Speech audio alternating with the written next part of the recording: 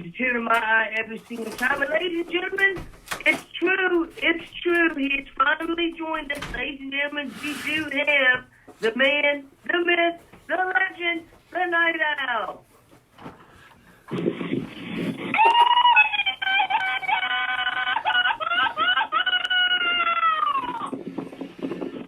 ¿Qué pasa? ¿Qué pasa? ¿Qué pasa? Loyal members of the Wrestle Talk family.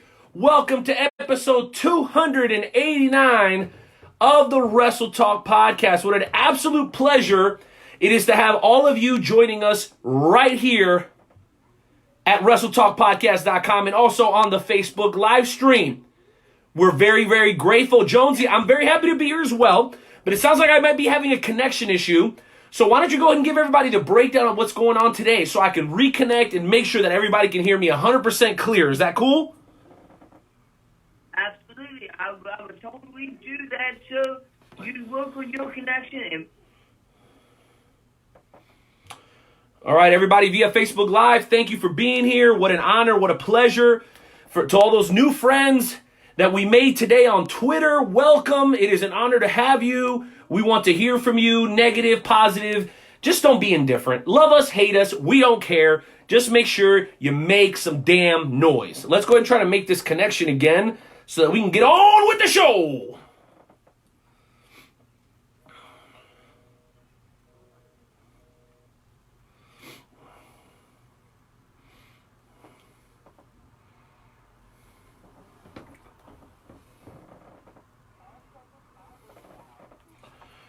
All right, everybody via Facebook Live, hang with me. You guys can still listen to the broadcast of the show via our friend Nightmare Jones, because he's hosting right now while I try to get us reconnected by hitting the audio tab over at WrestleTalkPodcast.com. All you got to do is hit the big poster, and we're pretty damn easy to find. So if you're a little like, what the hell's going on? I can't hear Joe. I don't know what to do. Just go on over to WrestleTalkPodcast.com. Hear the big, click the big banner. You can listen to the show on a slight delay while I work on getting us back up and going. You know, this is live radio. Sometimes it bees like that. Don't worry, guys. We'll get connected and we'll make sure that this freaking show rocks like it does every week.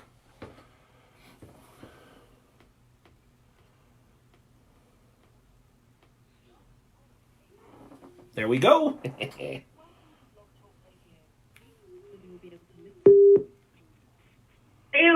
I was going to get to meet wrestling fans. I was going to get to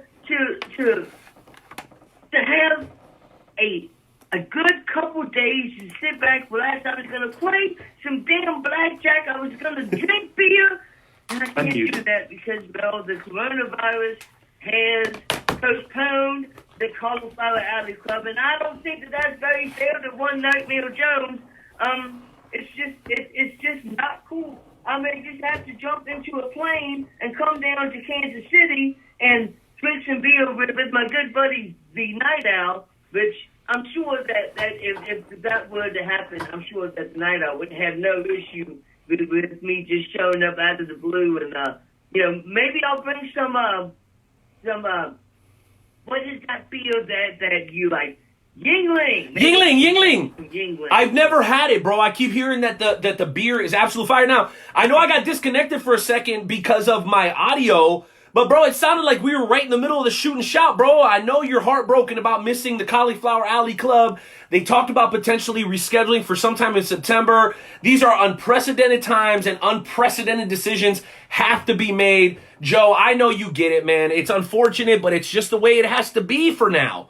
But you know what? The Wrestle Talk podcast is still here, and I'm hearing a bunch of, I got to get a kiss in real quick. Thank you very much. And another one. All right. But the Wrestle Talk is here to entertain, and you know what, Jonesy?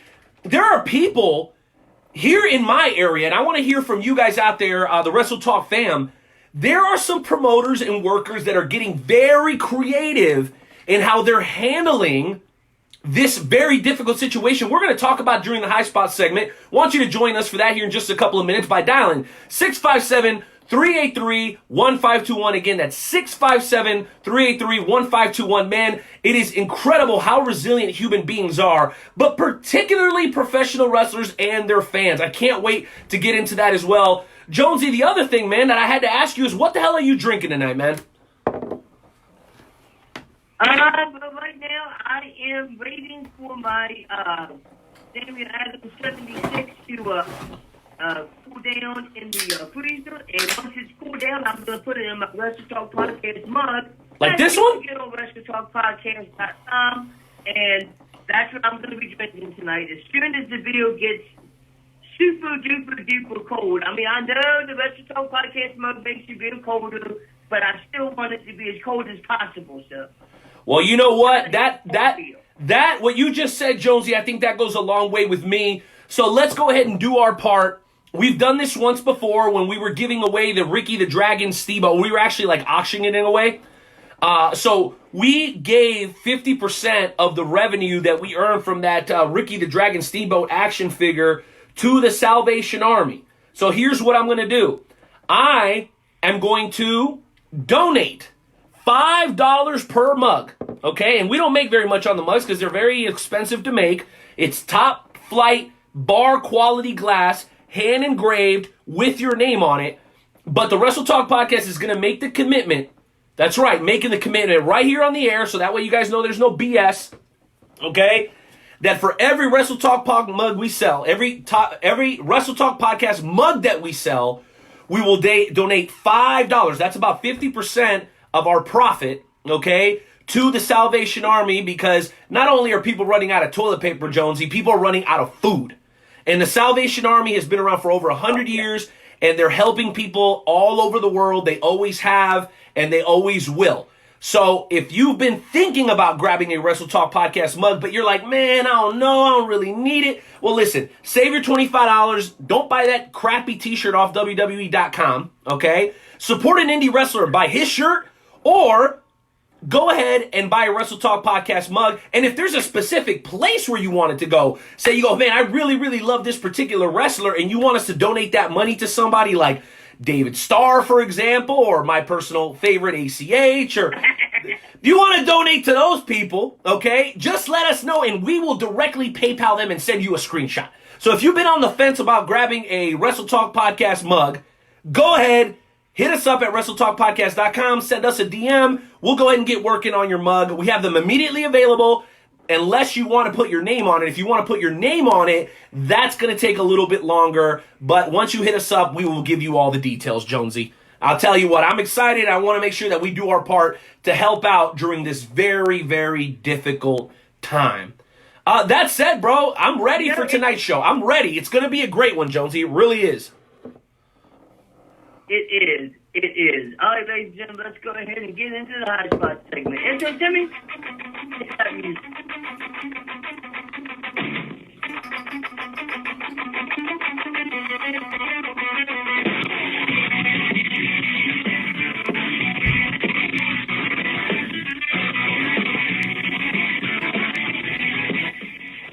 All right, ladies and gentlemen. Let's get into this hot spot segment. You know, Renee, it's pretty funny that you mentioned the name David Starr, and I had to laugh because so you and I both know that a couple of days ago, he made a post on Twitter talking about how he wanted his landlord to help him out with his rent, because of this coronavirus. And there was a certain podcast that had something to say about that, and I believe what the words were was come in. Can you help me with what this podcast said, Renee? Well, okay. Well, listen, and I don't have it verbatim. I don't have the Twitter right in front of me right now. But, and you know what? I'll pull it up because I don't want to misquote myself. Okay? I'm going to go ahead and pull it up for you guys right now. Okay, I don't want to misquote myself, and thank you, Joe, for trying to keep a certain cloak of secrecy. The fact of the matter is, I stand behind my statements, damn it. I really do. And so let me see if I can provide some context here. So, David Starr, very well-known independent wrestler. In certain circles, a very respected independent wrestlers. In other circles, not necessarily overly respected. It's very similar to the Wrestle Talk podcast. We have people that love us and we have people that hate us. You know how it is, Jonesy. We're not everybody's cup of tea, and David Starr is most absolutely not everybody's cup of tea. Here is where I had an issue, okay? David Starr has been known, okay, for saying F you to companies, F you to talent, embarrassing talent that maybe isn't on his level quite yet, okay? And, you know, in my mind, I think it's fair for people to be able to experience both sides of that coin. So I just so happened to come across the post that he made, which reads, I have asked our landlord for several days leniency on our rent while I move some money around. His response was to give me a life lesson in saying that he can't grant any leniency as he also has his family to worry about and keep a roof over their head. And then down at the bottom, very conspicuously, it says he's worth over 2 million euros. Okay? I think there's a lot of that makes sense. I think we're all looking for a little leniency and compassion from our bosses, our landlords, our neighbors, our friends, our family during this very difficult time. But at the same time, David Starr being somebody who is a lot of people listen to what he says. He's got a tremendous following on social media, a lot of times for the inappropriate and appropriate outbursts that he makes. And very just discreetly, my thoughts were, brother, just pay your own rent like the rest of us. Because guess what, Joe? I would love some leniency on my rent as well. I'm sure you would. I'm sure everybody else would, considering what's happening right now. But guess what? Yeah. That landlord, even though he's worth 2 million euros, there's a difference between net worth and cash assets. Immediately assuming that the rich guy's a prick and won't give him that leniency because he is that is an assumption. And so what I was saying, hey, he told you no, go ahead and move on with your life, pay your rent, see if you can find another way to produce revenue. I don't know, maybe go out and get a regular job like the rest of us. See, I have a big problem with entitlement, brother. Big time. Because I came here with nothing. And it's funny because over the last couple of hours, cancel culture has been out in full effect. It's trying to shut your boy down, trying to close me out. But guess what? We've added over 20 followers in that time frame. Why? Because none of that group, the victimization group, was following us anyway. People that live by a victim mentality don't listen to the Wrestle Talk podcast anyway. Why? Because they know how this show started. 2 listeners, ladies and gentlemen, and now we do between 2,500 and 4,500 a week. When you listen to the streams, the Facebook lives, everything that we have combined, bro, we're hitting anywhere between 2,500 and 3,500 a week. In some cases, 5,000, in poor weeks, 2,000. Somewhere in there, somewhere. Okay? But we haven't gotten any handouts and nobody has shown us any leniency. Me and Joe have been paying for this show, for the products that we give away, for the mugs, for everything since day one. We need leniency too. I don't know about David Starr, but I got 3 children and a wife. Does he? I don't know. Maybe. Who's entitled to leniency? I'm not the one to decide. All I'm saying is find another solution and spare us the drama mama bullshit on Twitter. Because frankly, I don't give a shit. And people say, well, Night Owl, if you didn't really give a shit, why'd you have to have a comment? Why? Because the sheep will follow whatever he says. And I just said, hey, you know what, brother? Pay your rent like the rest of us. I have a tremendous amount of compassion for people, Joe. My wife and I are taking roughly 15 or 20% of the stuff that we're buying at the store, and we're dropping it off at pantries and outside the school where people are going to pick up toilet paper. We're doing all that. You understand what I'm saying? But just based on the track record, you know what that sounded like to me, Jonesy? It sounded like nothing more than a bunch of bitching. Top flight, super recognizable indie star looking for leniency on his rent when there's people that are already living hand to fist or fist to mouth or elbow to ass, or I don't know how the hell you say it. But there are people in this country that are really hurting. Really hurting. They were hurting before this shit started to happen. You get me? So for you to go on Twitter looking for sympathy, okay, when you've been traveling around the world the last couple of years, okay, doing fairly well from yourself from what I can tell, okay, stop trying to play the victim. Let the real victims shine through so that those people get the help. And guess what? Right after the show, I'm going to go buy me a David Starr shirt because I got no heat with the guy. Zero heat with the guy because I know he's probably going to be hurting a little bit. But don't try to compare it to people that are already out here starving because I know people that are starving. I'm from the bottom. And guess what, Twitter? You can't cancel me. I was canceled for the moment I arrived in this country illegally and then went back and came back legally. My nigga, I am the American dream. You are looking at it. You can't cancel me. I was canceled when I got here. I didn't know the language. We used to take turns taking shot. Kid, and I know this is not shooting shot, but don't get me on this damn soapbox. You cannot cancel somebody who was canceled from the moment they arrived to this country. You can't do it. So don't bother. And the sarcastic, and forgive the hold on, let me finish. Forgive the sarcastic comments. A lot of it is just a joke. And as a matter of fact, my comment about just pay your rent like the rest of us was kind of like a tough love, sarcastic joke. It wasn't meant to say, hey, screw your situation, mine is worse. It was just a sarcastic, kind of off-color, maybe slightly insensitive joke. But it's no worse than the shit this man does on Twitter on a regular basis. Okay? And if you don't believe me, go read it. That's all I got to say about that. All right? You're shitting on companies. You're shitting on workers that are less privileged than you are on a regular basis. And maybe it's not my place to kind of like give you some of your own medicine. And really, I was just cracking a joke because I like the guy. I've seen him in action. He's an incredibly talented individual. But boy, oh boy, I know everybody's heard of the Beehive. It's those people that are always like supporting Beyonce. And if you say anything bad about Beyonce, they'll like kill you. So I've named these people the David Starr supporters. I've called them, and now they're the Beehive, right? And boy, they came after your boy like you would not imagine. Just go back through and read some of the stuff that people were saying. It was absolutely incredible. And in my mind, I was like, yes, let the hate flow inside of you. Let it flow, baby. And you know what? It was fun, but the amount of death threats, hate, go drink bleach, this, that, and the other stuff that I read, it was incredibly entertaining, but at the same time, it was very disheartening because this is the same group of people who claim to be empathetic for other people. But don't disagree with them, Jonesy, because there will be hell to pay, as was evidenced today on Twitter. Off my soapbox, sipping my beer. What are your thoughts, Jonesy?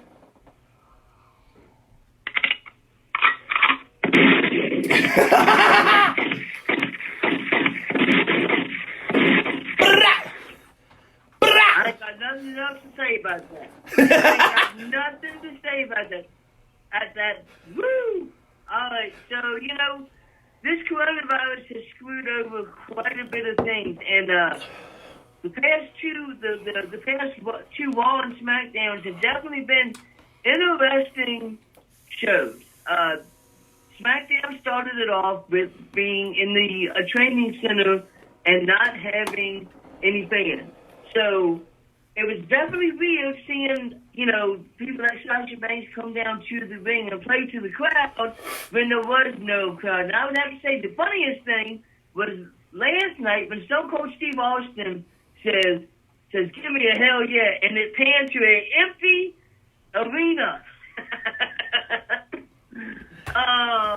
It has absolutely been a interesting couple Raw and SmackDowns. What were your thoughts about we get into them, Timmy, to check these phone lines, sir? Oh, no doubt about it. And again, guys, we want to encourage you to call in. And even if you're one of those people from Twitter who's like reporting us to Wrestle Talk TV in the UK for copyright infringement or whatever, for the record, we've been around just as long as them. The show is 6 years old. You're only now hearing about it because it took us a while to kind of find our stride. But I don't think copyright infringement is an issue when you're talking about two completely separate countries. I could be wrong. We'll have to ask the Wrestle Talk legal team, but we want you to call in as well. That number is 657-383-1521. And you know what? I want to bring the callers in because there's a whole lot to talk about, even though there's like really not that much going on. In a sense, right? A lot of shows are getting canceled. A lot of amazing independent talent, okay, is hurting right now in a situation where they would otherwise be working. They are being limited or just completely being canceled altogether. It's very, very difficult. But I have to say this, and I'm going to echo the sentiments of a good friend, okay? Our former guest, longtime member of the Wrestle Talk family, Kurt Gannon, of all people, former GWF champion, PopCon champion down with New Breed. And shout out to our friends down in New Breed. They've been very, very good to us over the years. I know you guys had to cancel your show too. I know we were setting up to bring a guest in. Hopefully, if everything works out by June, we'll have that guest. Maybe Eugene. I don't know. Maybe. That's what I've been hearing. Okay? But when those guys are back, I promise you we're going to bring you the very best that they have to offer. But yes, Kurt Gannon. I'm going back to Twitter a lot today. We usually don't do this. So, you know, we're shaking things up a little bit. Stick with us. So here it goes. Here it goes, Jonesy. Mean to interrupt. What? What do you got? I don't mean to interrupt you, Renee, but do you know what Kurt Gannon's best match ever was? When he wrestled Rick Maverick and got beat by Rick Maverick, who was one of my favorite wrestlers for that championship. You remember that, don't you? Nightmare Jones, why do you insist? Okay, why do you insist on dragging the show down every single week with your shenanigans? Can you explain? It was a great match. I'm being nice to you guys. I said that was his best match. Oh my goodness. Seriously, Jonesy. It's not my fault that the best part of a Kurt Gannon match is the ending. Oh my gosh, dude. You are very, very disrespectful. And you know what? I guarantee you that you won't say it to his face the next time you see it. I guarantee it. All quiet all of a sudden. Real quiet all of a sudden, Nightmare Jones, huh? It doesn't surprise me at all. If you You're no different than those worms on Twitter. I'm just going to leave it at that. But let me read his comment. And I think this puts it into perspective perfectly. 23 hours ago, Kurt Gannon, at Suplex the World, that's at Suplex the World, says, "It cracks me up that people are complaining about WWE shows from the Performance Center with no live audience. Seriously, with everything being shut down completely, you all are complaining about WWE when they're one of the few still trying to put out entertainment for people. Stop complaining. Hashtag be grateful." Perfectly said by Kurt Gannon. Am I a fan of the way that this is the way that it's being presented? No. But what other option do they have, Jonesy? They could just shut it down like everybody else did. Thankfully, the WWE is here to entertain us when we really have nothing else. And I personally am not big on series. You know what I mean? People like to binge watch series and stuff. I don't like it. It's not my thing. You know what I like? I like live entertainment, live sports. Baseball is pushed back. Football isn't even near to being around the corner. Basketball got shut down during the greatest period of the season, which is like those couple of weeks going into the playoffs and then the playoffs. So who is kind of spearheading live entertainment right now if it isn't the WWE? Yes, there are things that you could nitpick and complain about. Absolutely. That's always going to be the case because, you know, when you're having to put together 30 hours of live television a week, not everything's going to be not everything is going to be perfect. And that's very, very understandable. But the fact that they're doing it takes a tremendous amount of balls. And they were the last ones to pull the plug on the WrestleMania. They were going to try to make it happen. And kudos to them for that, aside from what we're actually seeing on the air, which is kind of cringeworthy and somewhat hard to kind of like, it's kind of hard to observe it, even though we've seen it at least once in the past. But that was something that was planned, right? The Mankind, people keep pointing back to that. Mankind and The Rock. That was one match, ladies and gentlemen, not a whole show. This is completely different, and I have to be honest with you, I'm very impressed. Very impressed with what they've done considering the circumstances. Oh, those are my thoughts, Jonesy. But you know what? I want to hear from the Wrestle Talk Podcast family. Let's go ahead and bring on a caller. Absolutely. We can definitely bring on a caller, ladies and gentlemen. No issue whatsoever. All right, let's go and bring on one and only Cody. What's going on, Cody? How you doing, sir? What you got for us tonight? Doing good. Oh, I'm just sitting here trying to figure out, like everybody else, what the hell we're doing about this coronavirus crap. I have no idea, sir. I have no idea. People the jobs are shutting down. People are going to have issues paying their rent. People are having issues getting food because you go into the restaurant, into the grocery store, and there ain't a damn bit of food. I've been into the stores, there wasn't no produce. Couldn't buy any corn. Couldn't buy any potatoes. All the meat was gone. People are even buying milk substitutes. People are literally buying formula that is used for babies. They are literally buying formula that is used for babies. There was a report about a guy that went out when the coronavirus started. He bought 17,000 bottles of hand sanitizer, and he was selling them for $80 a pop. Until eBay told him that he couldn't do that, so now he's got all these sanitizers and he can't do nothing with it. Yeah, I agree on that one. Like, I work in a restaurant, and they just told me not to come in now. I mean, I can't even go into work now because nobody can pay for the money at an expensive-ass restaurant. Yep. Well, you know what? What you got wrestling for? Cody, yeah. What are your thoughts on what you've been seeing on television or just hearing about the shows that have been taking place? How do you feel about WrestleMania? What is on your mind pertaining to professional wrestling? I know it's hard to think about wrestling with everything going on and directly affecting us on a personal level, but from a wrestling perspective, what has got your attention right now?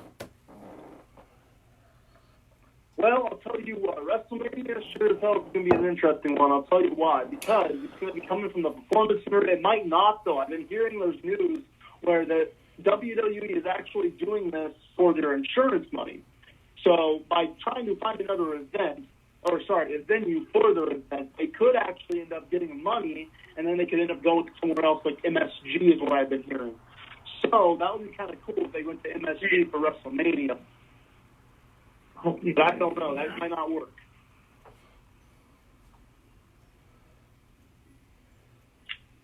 Well, it might not. It might not. Drop? Oh, yes, sir. No, we are. I think we're kind of trying to decide how to respond to that. Jonesy, I'll let you go first. What do you think? Yeah, I'm not quite sure how it's going to look.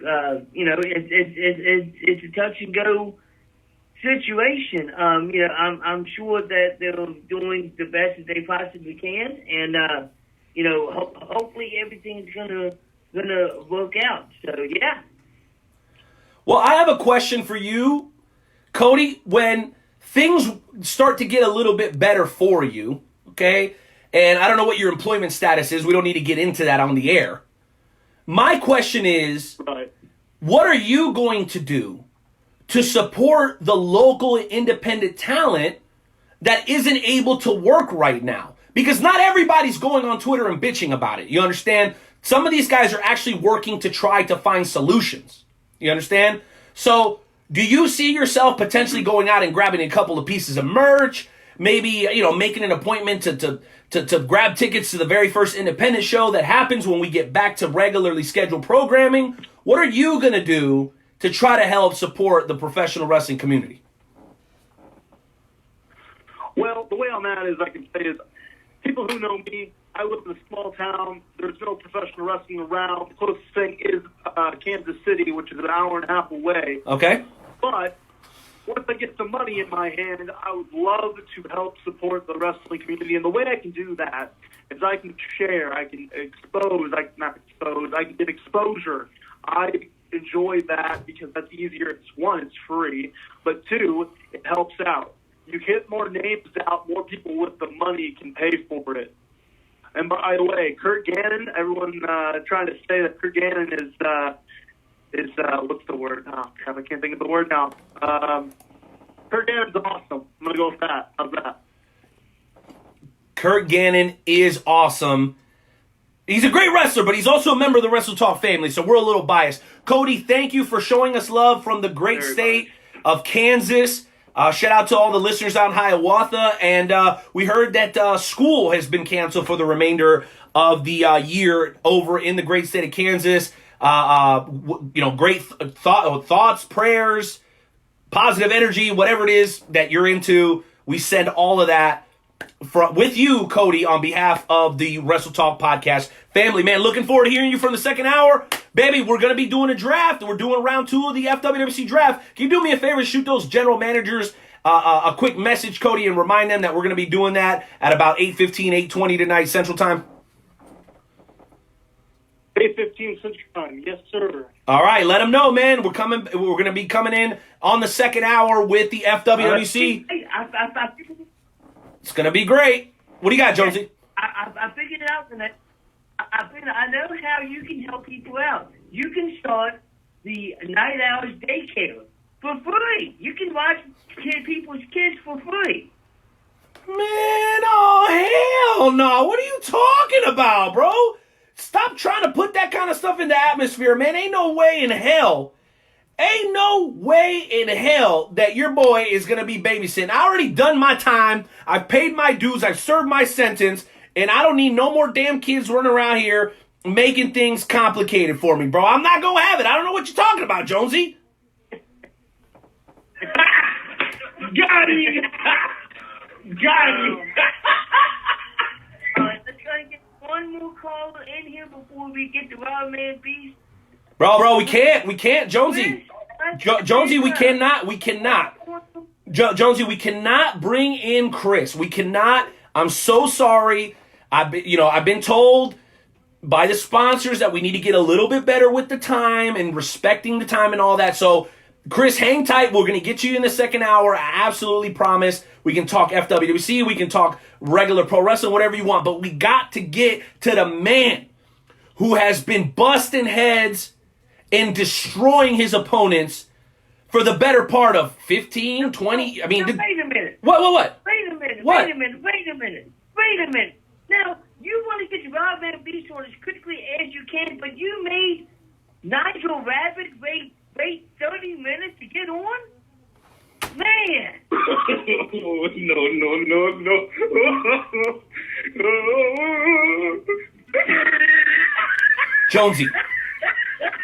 Jonesy. See, you're buying into the propaganda again. He was only made to wait 7 minutes. But no, you're saying 30 minutes? No, you know who didn't respect the time? Nigel Rabbit didn't respect the time because he went 57 minutes on a 30-minute interview. So don't you talk to me about respecting the time, Nightmare Jones. This is revisionist history, and it's nothing but fake news, and you know it. Absolutely. I know. Anyways, ladies and gentlemen, without any further ado, the one and only, the WildMan Beast.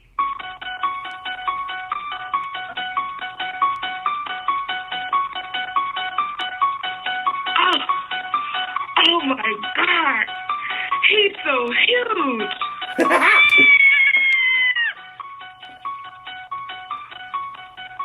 The beast has entered the building. Prepare yourself for total destruction.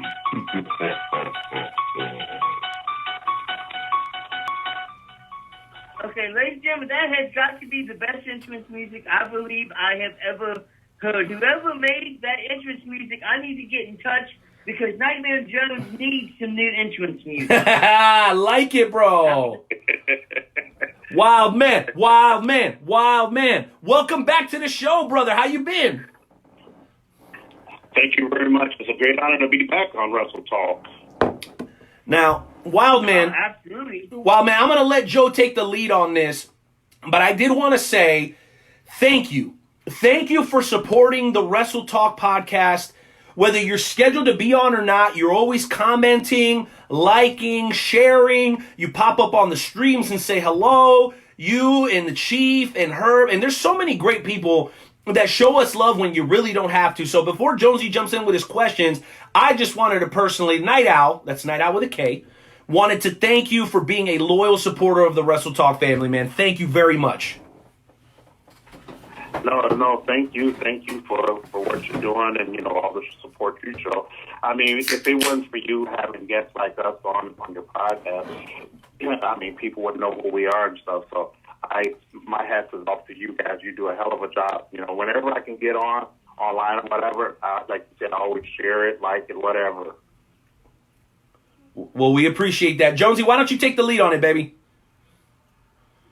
Oh, absolutely. So, WildMan, what has been going on since last time you came on to the podcast? What is new with the WildMan Beast? Well, just still traveling, I slowed down my bookings due to the fact, we all get old at a certain point and the body lets us know that, but hey, I still can get in the ring with the best of them. I still go back and forth to Puerto Rico on a rare occasion. I still travel a lot, but, it's starting to slow down and stuff like that, but, I still have a huge fan base and everything, so I do what I do, that's go in there and kick ass and hurt people. Absolutely. So, like you said, you get in there and you basically destroy people. Have you ever been compared to a guy by the name of Abdullah the Butcher? Because we're looking at your profile, you definitely look like Abdullah the Butcher. Is that basically what you base your wrestling career off of, or?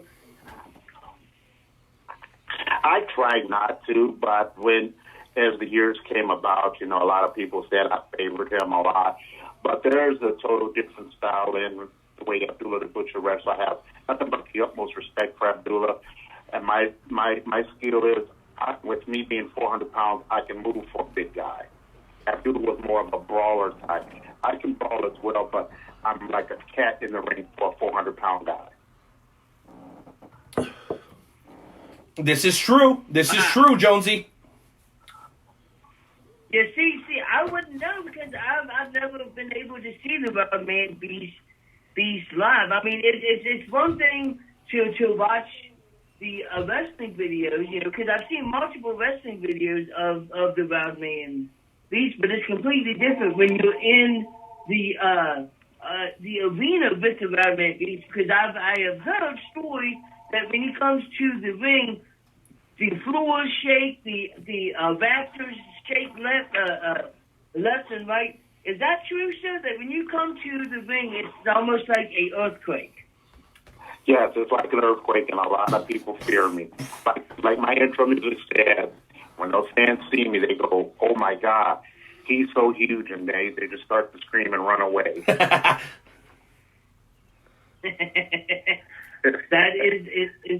That's probably the best description of the WildMan Beast I can think of. All right, Renee, I don't want to take up all of the time, so why don't you come in here, show with whatever questions you have, because I know that you have a lot of questions for the WildMan Beast. You've known him for many, many years. You've seen him live in action, so take it away, sir. Well, thank you, Jonesy. I appreciate that. So, WildMan, let me jump to something that I wanted to ask you the last time that you joined us. Believe it or not, it's almost been 2 years since you were on the show last time. My, how the time flies, right, big guy? Wow. Oh, yeah. Yeah, as you get older, time will go back quicker. No doubt about it, man. I'm starting to learn that at the tender age of 35 myself, amigo. But here's the question that I had for you. I've seen many of your matches, for the most part online, and when it's called for, you happen to be extremely good at extreme wrestling. And when I say extreme, I don't mean you're jumping off of buildings and doing that sort of thing, but what I mean is what we think of wrestling, extreme wrestling in the 70s, in the 80s, some color, a lot of hard hits, you have mastered the art of making it feel real. Have you ever been in a situation where you're working a match like that, where maybe you even scared yourself a little bit? Because I know you said, yeah, the fans are scared and they want to run away when they see me and that, have you ever kind of been like, oh man, am I really going this deep? Have you ever caught yourself in the deep water trying to, figure out whether or not you're going to be able to make your way back? Or is it something that you're so prepared and trained for that it doesn't faze you? I'm curious to know that from a psychological standpoint. Wow, you're the first person that ever asked me this question. It's no one's ever asked me, but I'm actually going to come out with the truth. It was, oh God, I'm going to have to estimate it 18 years ago. I wrestled a Japan hardcore legend, as everybody knows him, Madman Pondo. Former guest of the show as well. By the way, member of the Wrestle Talk family. We love the Madman. Shout out. Yes, Madman Pondo. Him and I are great friends. We talk every other day. But the first day that they told me, Beast, you're wrestling Madman Pondo, and I was like, who is this guy? And before they came out with internet, the cell phones and everything, so I went to the public library and read up on this guy, and I seen all his stuff. I'm like, holy crap. And for 2 days straight, I could not sleep. I was worried, okay, am I going to break a neck? Am I going to break this? And I was just nervous. And, me being in the business as long as I was already, I was actually terrified. But the day of the event, I sat in the dressing room in the corner sweating, just like, oh, God, am I going to survive this? And when Pondo walked in with his kendo stick, and then he had the light bulbs, and then he had the stop sign, then he had the baseball bat wrapped around with the barbed wire, I was like panicking. I almost had a panic attack, and he just smiled at me. He said, brother, I'm gonna teach you hardcore. When I went out there, I have to say this, it was the best hardcore match I've ever had in my life, and my fears were broken. Wow. Madman Pondo. I have a book here. Don't we have the book, Jonesy? I know, was it John Cosper that wrote a book about Madman Pondo? Yes. I believe it was John Cosper that joined us, Madman. And you know what? Just based on and I haven't read the whole book, I'll be honest, but I've read some of it, and just reading some of that stuff, I can understand your concern. So I think that's very genuine. It's very genuine of you to share that, because, the wrestling business is a tough guy business. And you don't want to admit when you're afraid or when you're trepidatious or apprehensive or anything like that. For you to do that, it tells me you're extremely comfortable in your own skin, and that's why people love them some WildMan Beast. Which, by the way, guys, that's the WildMan Beast on Facebook. The WildMan Beast on Facebook. If you want his Instagram and Twitter, we'll give you all that towards the end of the interview. Here's my second question, big man. You've done a lot of great things, and you traveled a lot of different places. I know you said you slowed down because the years have caught up with you. Do you have a bucket list wrestling match opponent? Or maybe even like a promo or a promotion or a country that you want to go to before it's all said and done? I want to go over to Japan and wrestle out there. But here in the States, I want to call and issue a challenge out to Attila Khan at SICW. I hear the supposed to be a badass. I like this. I want to see what he's capable of once he steps in the ring with the WildMan Beast. So right now, I'm going to call out Attila Khan. Herb Simmons, if you're watching or if you hear this, I'm calling out Attila Khan. Book it.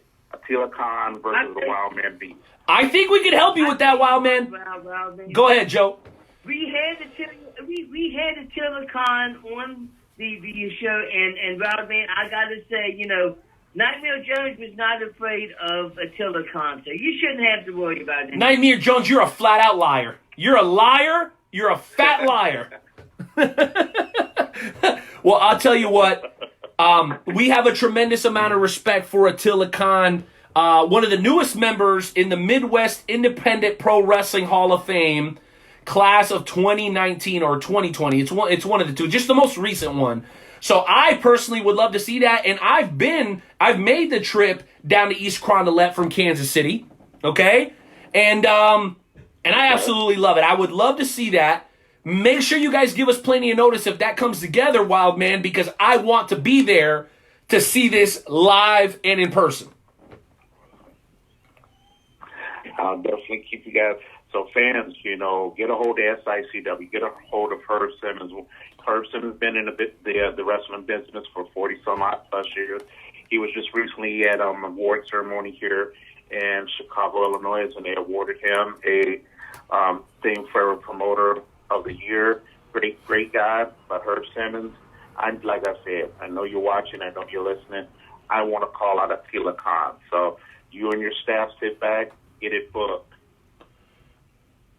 Wow, man, how exciting. How exciting that they may be coming to us here in the very near future. Well, listen, guys, I have one last question before I throw it over to my partner in crime, Nightmare Jones. And really, it's relating to the elephant in the room, WildMan. This epidemic, this pandemic that is going around is severely affecting guys like you from being able to do what you love. After being in this business for so long, I'm sure you've seen stuff like this before, but maybe not quite like it. What advice would you give to the guys maybe that are a little bit newer in the building? I think they call them greenhorns, right? What advice would you give to those guys? What advice would you give to those guys that are maybe starting to get into the mindset that they may not be able to wrestle for a very long time? What would you encourage those guys to do? What would you encourage them to say? How do they keep themselves ready to go? How do they keep themselves, in the limelight, getting exposure? What sort of recommendations can you make to those guys that haven't been in the business quite as long as you? All I say with this infectious flu virus, corona going around, guys, just keep your heads up, stay positive, keep promoting yourself, practice your craft, because wrestling, you're always learning. At this stage in my career, I'm still learning. Still learn the craft. Practice promos, do promos, stand in front of a mirror, do promos, get your confidence up. Watch old school videos. Just learn. If you need to, get a hold of some of the veterans through social media. We don't mind. Pick our brains. That's what we're here for. Because without us and the guys before me, I still go to some of the old school guys and ask them questions, and they help me out. So don't be afraid to go to an old school vet, sit down and pick their brains. Don't let this infectious disease get you down. Promote yourself. Stay positive, stay focused, and, get out there, talk, social media, talk with your fans, because don't let your fans down because there's no wrestling. Get on your social media account, talk to your fans, hey, do a live feed and just say, hey, look, we know this at this time, but I just want to thank everybody for supporting me and so forth and so on. And that's how you build your fan base as an individual and as a professional wrestler. Wow, absolutely. And I hope some of you young guys were taking notes. Stay positive. Keep working on your promos. Stay in shape. Promote the promotions that you were booked for before this all happened. Stay busy. Stay active. And you know what? 20 years ago, WildMan, if this would have happened, they didn't have social media to keep promoting themselves. So they have a tool. They have a tool at their fingertips that 20 years ago we wouldn't even have dreamed of. So as far as I'm concerned, and I hate this is going to sound a little wrong, but I think they have it easy compared to what would have happened if this was going on 20 years ago. Can we all agree on that? Oh yes, they have it very easy. I just a few months ago, I actually sat down and wrote a letter to a friend, and I haven't done that in years since all the social media. I said, you know what? Let me go back to old school and write a letter. I wrote a 3-page letter to a friend and mailed it out. It felt weird, but I was like, you know what? I got to start back into writing letters to people, because you can text someone, call someone on the phone any day of the week, but sitting down and actually writing a letter, that's how we used to do it back in the day. Back in the days, indeed. Jonesy, why don't you jump back in here with any final questions you have for the WildMan Beast? I do. I do. So you want to go to SICW. If you do end up going to SICW, do me a favor and hook up with one of the greatest managers to ever step foot in professional wrestling, if you ask me, and that's the one and only Travis Cook. Oh my gosh, what is your problem? Travis Cook is a great wrestler. He's a great manager. He's the manager of these stars. So when you go to SICW, make sure you hook up with the one and only Travis Cook, sir. Well, all I have to say is, can Travis Cook handle the Beast? Nobody can handle the Beast. I'm sure. No one can handle the Beast. I am almost positive that Travis Cook. Oh my goodness. But I do have at least one more question for you. So you wrestled a guy in RCW by the name of Moses Mayhem. Can you tell us about wrestling Moses Mayhem? Down in Minnesota. It's good times. Moses Mayhem was one of my toughest opponents, heck of a wrestler, great skill. But I put a beating on him. After the match, he looked at me and said, wow, for a big guy, you can handle me. And after that, I have the utmost respect for him. He has the utmost respect for me. Everyone tries to test me, but I can do an Ironman match. I'm going to actually save my age. I can actually do an Ironman match, and I'll be turning 49 in April. Wow! Holy moly, guacamole! That's amazing. That is definitely cool. So I have one last question. I saw a video recently on Facebook, and it was a video where there was a manager that was heckling one of the fans, and the fan literally got out of the wheelchair and attacked the professional wrestler. What are your thoughts about fans that get too involved in the professional wrestling event, to the point where they actually lay hands on the wrestler? Do you think that that it was the manager's fault because they kept egging the fan on, or do you think it's the fans' fault for getting out of their seat and to the point where they literally attacked the manager? It was the fans' fault because they stepped on the barricade and took a good swing and hit my manager in his jaw. So with that being said, I'm quite sure you always hear it in some arenas, don't touch us and we won't touch you. It was definitely a crazy video because the fan attacked the manager, and I guess the manager's wrestler came out of the ring and pushed the lady aside, and her boyfriend jumped up and knocked the wrestler out, and it was absolutely insane. Yeah.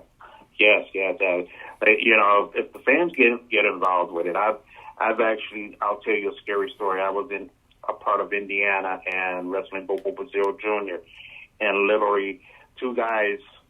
One guy got in my face, and another guy stood on the side of me and actually pulled a knife out and was about to stab me. If it wasn't for security, being on cue and called out, he's got a knife, the gentleman would have stabbed me right in my lung.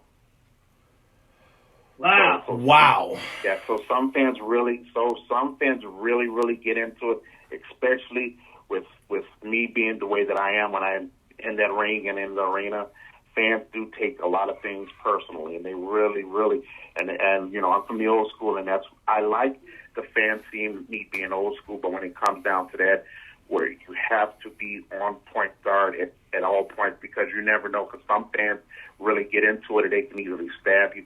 But I think the security that was on point and yelled out, he's got a knife, and they tackled the guy down and rushed me to the back. So hats off to the guys out in Indiana. Wow.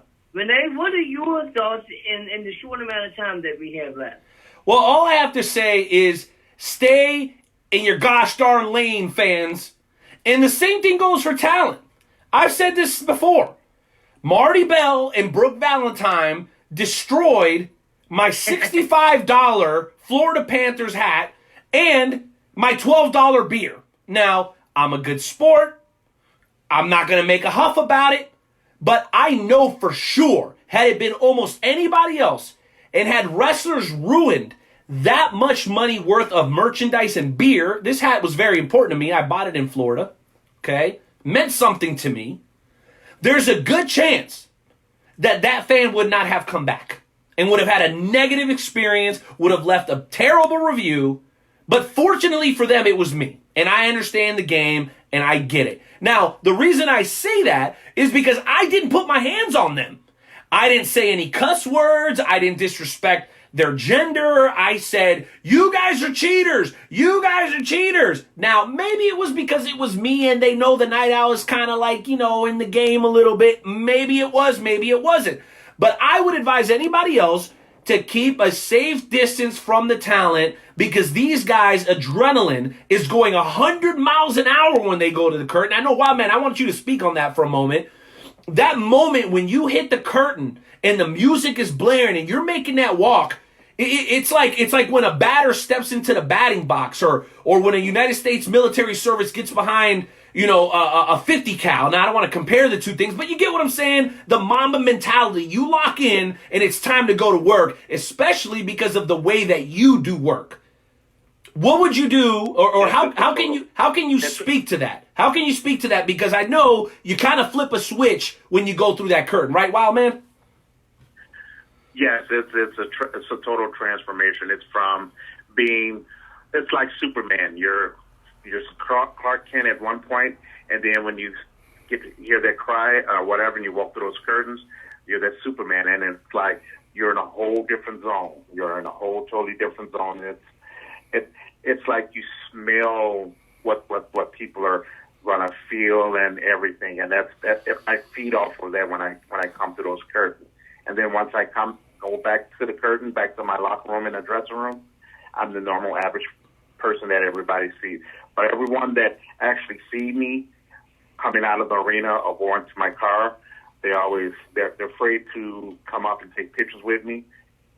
I can see the fear in their eyes, and it's like, you can take a picture, you don't have to stand away. But I say, hey, look, if you try anything funny, I am considered a lethal deadly weapon.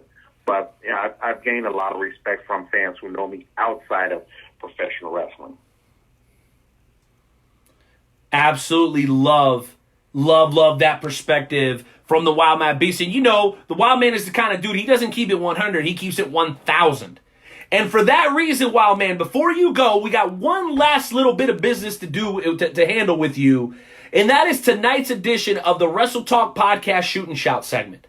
And what I need you to do is, over the next minute and a half, me and Joe will come on and we'll go crazy about something that's irritating us.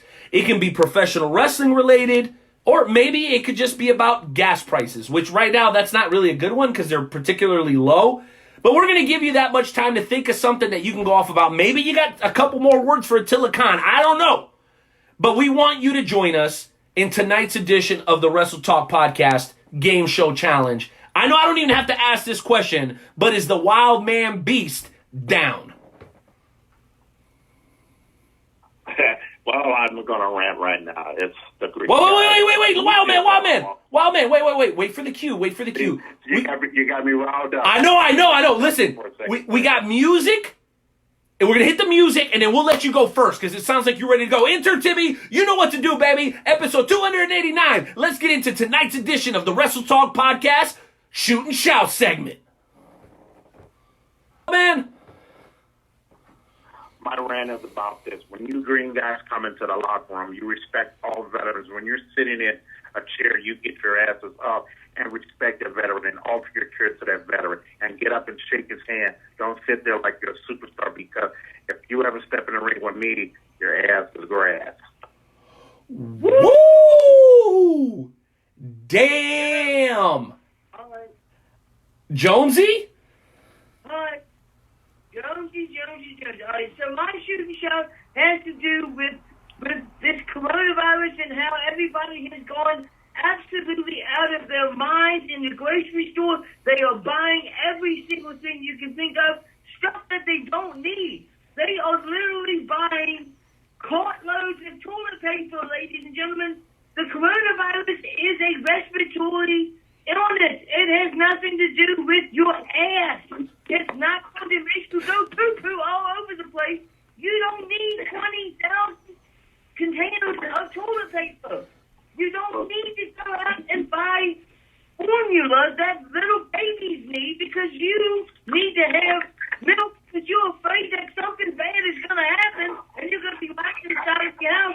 You can't buy any food. You can't buy any produce. Now you can't buy any water. It's absolutely ridiculous.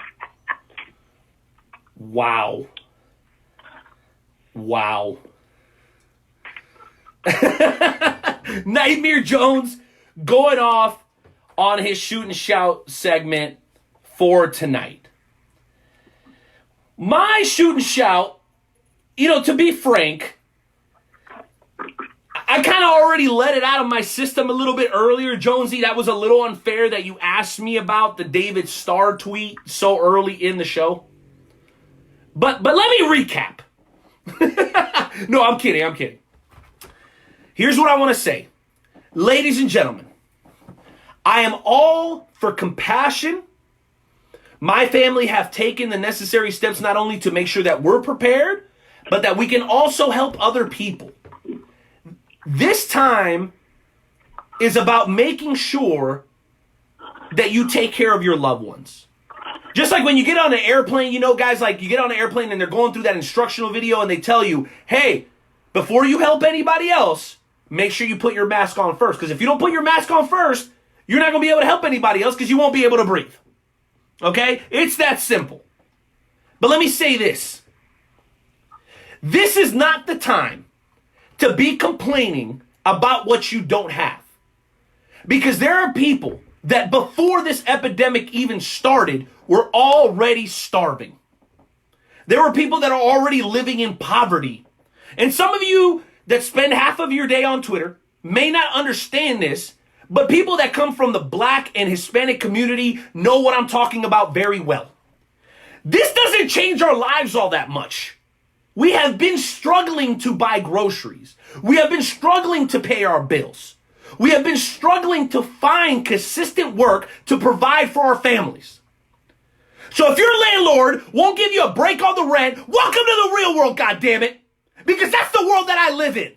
That's the world I've been living in for 35 years, and probably that's the world that I'm going to live in for the rest of my life. So if you want compassion for me, shoot me an inbox message and say, hey, you know what, Renee, I need $100. I need some help. My family is starving. Don't take that shit to Twitter because you sound like a bitch. Plain and simple. Be a man. Act as tough in real life as you act when you come out and insult fans that paid their hard-earned money to be there. And I know some of you get off on that. Some of you, that's just the gimmick. It's just a big... No. Stop lying. Some of you guys, some of you talent, you like treating people like shit, and being a wrestler gives you an excuse to do that. And I'm not buying that crap anymore, and I'm starting to sniff it out, and I'm calling those out. Because you know what? My $10, my $15 to buy that ticket might be my entertainment budget for the whole month. So treat me with some goddamn respect and stop acting like a victim, because some of you guys already come from privileged backgrounds. Okay? Don't try to cancel somebody who got here that didn't have a dime when they got here. Because it ain't gonna work. You can't cancel us, homie. You can't cancel us. We came from the bottom and we here right now. So just know that. Act like a man. Be as tough outside the ring as you are inside the ring. And treat the goddamn fans with respect. Because if it wasn't for us and guys like the Wrestle Talk podcast, no, not the big guys in the UK, and shout out to them. They do a great job. Okay? But we're just as important to the industry and the business as you are. As a matter of fact, without one talent, wrestling goes on. Without the fans, wrestling does not continue. So let's make sure we're talking about compassion with a certain amount of perspective. Because there are people really hurting out here right now. Really suffering out here right now. And I can tell you about that because I walked the streets of San Francisco, one of the most beautiful cities in the country, and had to step over people because of the amount of homeless that there is in that great city. Blame who you will. But don't tell me you're having hard luck when all you got to do is go downtown to really find out what real hard luck is all about. Get the hell out of here with that bullshit. The Night Out and the Wrestle Talk podcast ain't having it. That's all I got to say about that, gentlemen. Let's go ahead and close it out, Jonesy. Yeah, absolutely. WildMan, thank you for coming on. So you are an amazing guy. All we need you to do is promise that you will come back onto the podcast and let all the viewers know your information on Facebook, so social media, so they can get in touch with the WildMan Beast. Yeah, just go on Wrestle Talk. They have all my information. But guys, before I leave you guys, out of respect and honor to you guys, I'm going to donate 3 of my WildMan Beast shirts. You can auction them off, whatever money you raise for those shirts. Donate it to any foundation, anything, and send it out to a special fan. That's the kindness out of my heart for tonight. You heard that, ladies and gentlemen. The WildMan Beast putting his money where his mouth is right here on episode 289 of the Wrestle Talk podcast. WildMan Beast promised us that you're going to keep kicking ass, smashing heads, and putting boots to asses to those youngsters in the locker room that don't know how to show respect. Promise you'll do that on behalf of the Wrestle Talk podcast. Yeah, I sure will. Blessings, brother. You be safe down there on the road, all right? All right, you guys have a great evening. Thanks for having me again. Adios. Absolutely, ladies and gentlemen, absolutely. All right, we are going to go on break. We will be back in 2 minutes and 32 seconds with the Wrestle Talk podcast with Joe and Renee. Peace. Peace.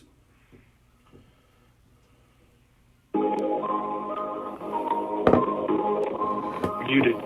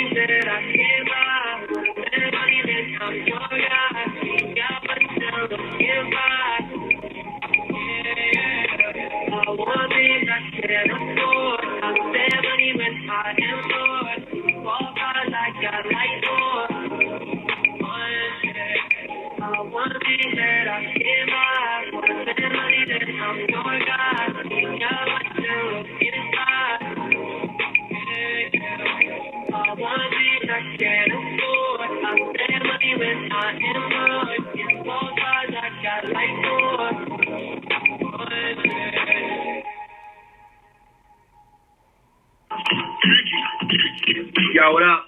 It's Night Out. Nightmare Jones. What up, Wrestle Talk fam? Do it for y'all. Check me out. Kick in the door, waving the 4-4. Even them haters can't hate us no more. So unlock your door, cause we got some more. Every Wednesday we here, keeping it raw. Night Out, Nightmare Jones, and all the best guests. Like a double barrel pointed right at your chest. WrestleTalkPodcast.com. Smashing and killing it like the night of the prom. Unmuted.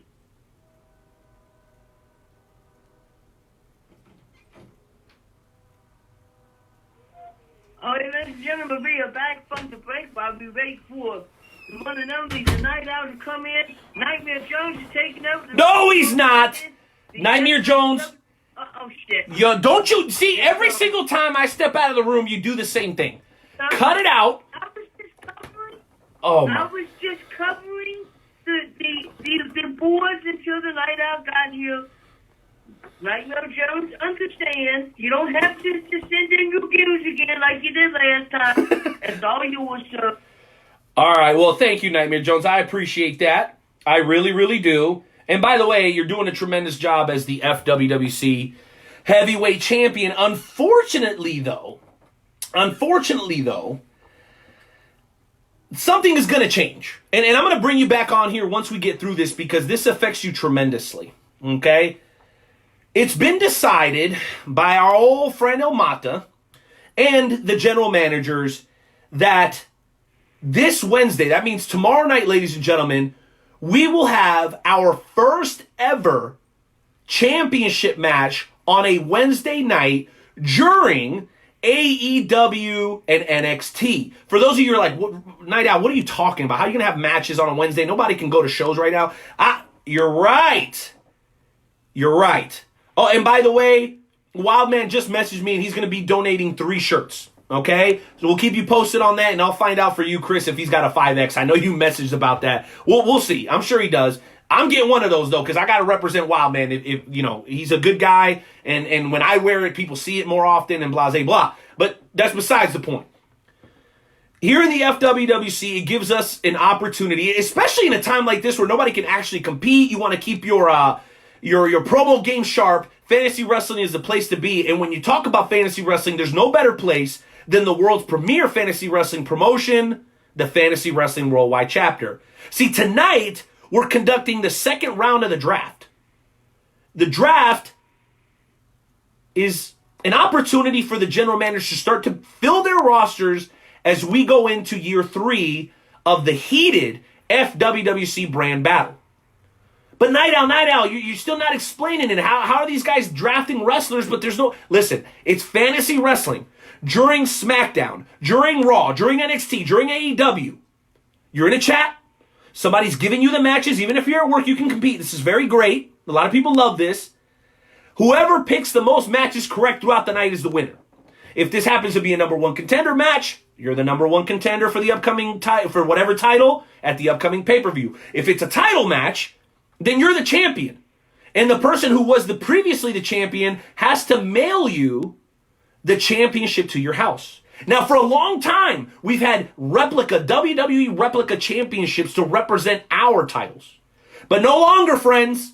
We're starting to move in the opposite direction. We have actually created now our very own championships. And just this Sunday, guys, we introduced 2 new ones. A full-size, close to 10-pound championship belt donated by our wonderful friend Vinsanity. Make sure you look him up on YouTube and SoundCloud. That's Vinsanity with a 5 taking the place of the S, the first S.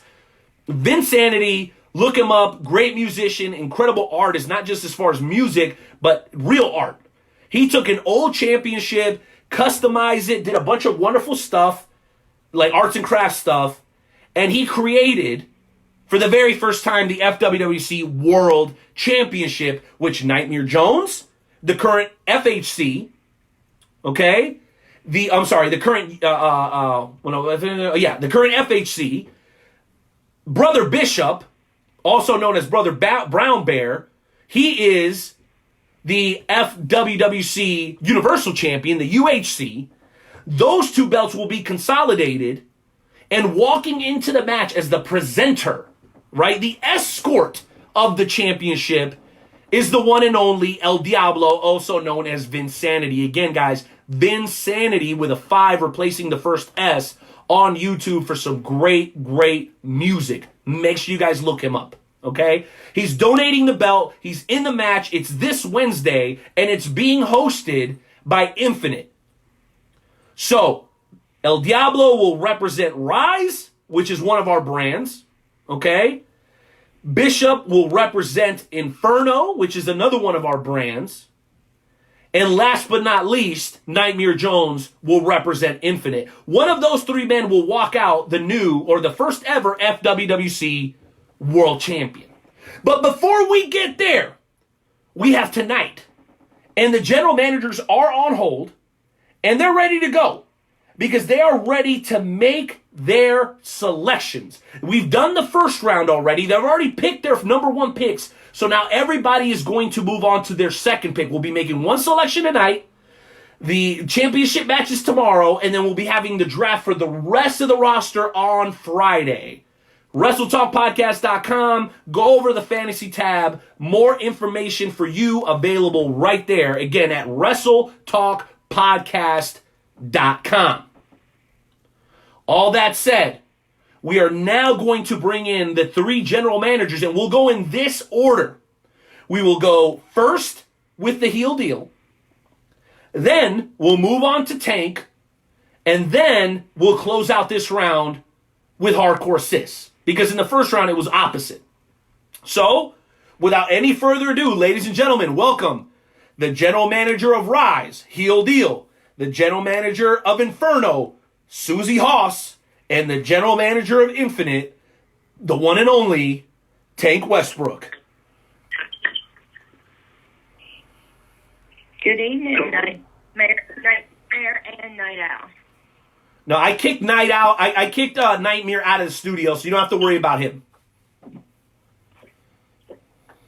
Hey, you finally did something right there, because I'm going to tell you, he needs to go. Well, you leave Night. I thought you guys were supposed to be familiar or something. You guys always confuse me. You throw shade at each other, but then if anybody says anything, you immediately start talking trash. It doesn't make any sense to me. Hey, Nightmare and I are always throwing shade at each other, but we love each other. Yeah. Well, and do we have the heel deal? I need to make sure we have the heel deal as well. We got Mr. Number One, Boom Night Owl. Boom. And Tank Westbrook, are you with us? Yes, I'm here. All righty. Okay, so first on the clock will be heel deal.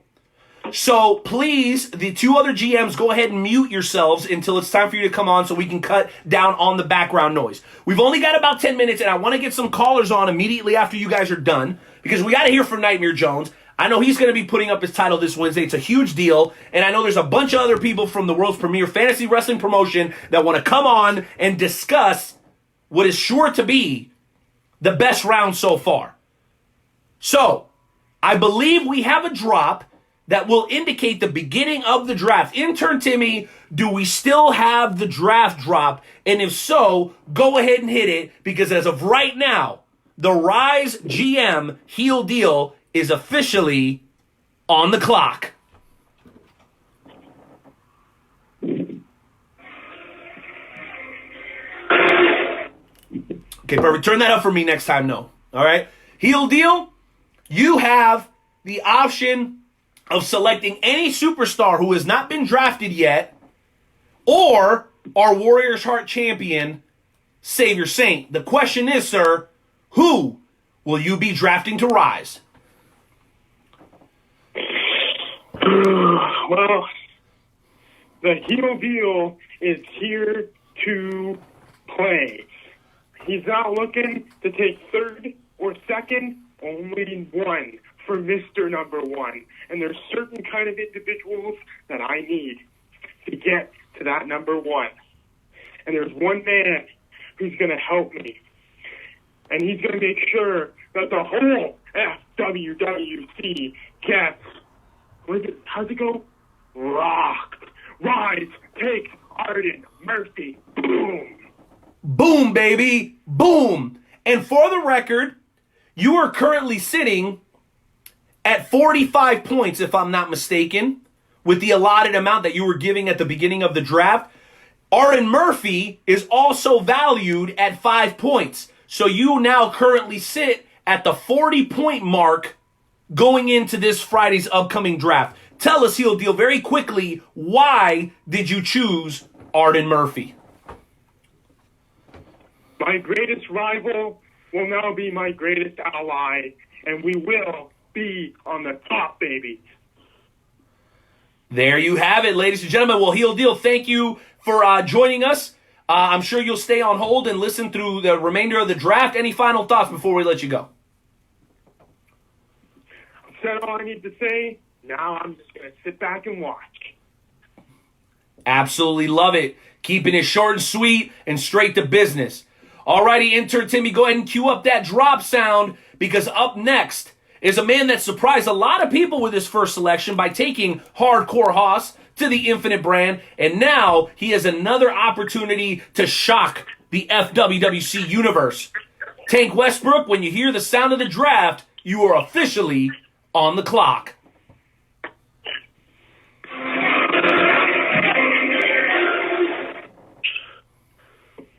Night out. How you doing tonight? Man, I'm all hot and bothered, and I couldn't be any happier, bro. What's up with you? Yeah, I'm doing good, Hey, man, so I've been going over my little roster in my head and through this little list that I have. Each and every single one of these superstars have been bringing their A game, and they've been showing me everything that they have.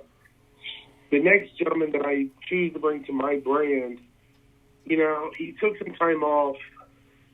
He found some better lenses and can clearly see better now. So, the number 2 slot for the Infinite brand is going to help my brand get funked up. Funky Flex, welcome to the Infinite brand. Wow. Absolutely fantastic pickup, Tank Westbrook. I have to congratulate you. A little bit out of left field there, considering Funky Flex is just now coming back from a recent absence. And for that reason, Funky Flex was only valued at 4 points. We all know he's one of the most entertaining and hardest working individuals in the FWWC, but he has left on 2 separate occasions. If it wasn't for that, there's no question he'd be a surefire a 5-point superstar. But because of that history, he's only valued at 4, which I believe now brings you to a total of, let me do the math in my head, I believe you still have 42 points remaining, correct? That is correct, sir. That is correct. Playing it conservative, but very, very smart, Tank Westbrook. Well, congratulations on a great selection. Can you tell us why you chose Funky Flex? And then maybe give us your final thoughts as well. Well, the reason I chose Funky Flex is I know what he's capable of. I know he's going to bring the fire. He's going to bring everything that he can bring me. Yes, like you said, he took some time off, but you know what? I'm willing to work with the guy to make sure he stays on track, keeps clear-headed, and we're going to steamroll through the competition. And like I said, not only is my brand going to get funked up, but the other 2 brands, Rise and Inferno, they're going to get funked up, and we're taking the gold. Well, I have one last quick question for you, Tank, and do us a favor and answer it as quickly as you can. The recent news, the recent decision that you guys as the general managers made to suspend the Saviors of Funk from competing from the Tag Team Championships and the Intercontinental Championship, did that not give you some reservations on potentially picking up one Funky Flex? Yes, it did, but you know what? There's been some talks and allegations that have come across my desk, and we're in the works of getting them worked out and moving on from there. Okay. All right. Moving forward. Hey, absolutely love it. Well, Tank, you have yourself a great night, man. We're going to move on to Hardcore Sis. There we go. All right. Make sure you put you guys heel deal, and Tank, make sure you guys put yourselves on mute. All right. Well, intern Timmy, you know what to do. We saved the very best for last. I'm sure that's how La Familia feels, at least. That's right. The Inferno general manager, the woman who had the very first pick in the draft a couple of weeks ago, is now picking 3rd. But I get an eerie suspicion that this is exactly what she wanted. Intern Timmy, hit that drop, and let's go ahead and bring on Hardcore Sis. You're on the clock, sis. What do you got? Well, how's it going there, Night Owl? Now, I just have one quick question for you. These 3 gentlemen that are in this match tomorrow are definitely off limits to us, correct? I would advise to keep your distance because we're not exactly sure how this is going to play out, and you definitely don't want to pick the guy that doesn't win the belt, if you get what I'm saying. So, personally, if I was a general manager, I would stay away from those 3, at least for the time being. But remember, on Friday, it's a whole new ball game, and you can pick and choose who you're going to go with because I believe you'll have the 2nd pick of this Friday's draft, and Tank will have the first. I don't know. We'll have to get all that worked out. My advice to you is I would stay away from that for the time being. Okay. Well, in that case, then I have decided, my two previous GMs have made some really great choices. And one of those gentlemen was someone I was definitely looking at. So at this time, then, I guess I'm going to have to look at another guy that was on my list. And I believe that I'm going to say, welcome to the Inferno brand, Daniel Grimm. Daniel Grimm? Isn't that like your mortal enemy? I can't even register this in my mind right now. Daniel Grimm? That is absolutely incredible. Hardcore Sis, tell us your mindset behind making this decision. Why did you choose Daniel Grimm? And maybe even include your final thoughts as well. Well, for one thing, he is our Legends champion. And that's another belt on my brand, which is perfectly awesome.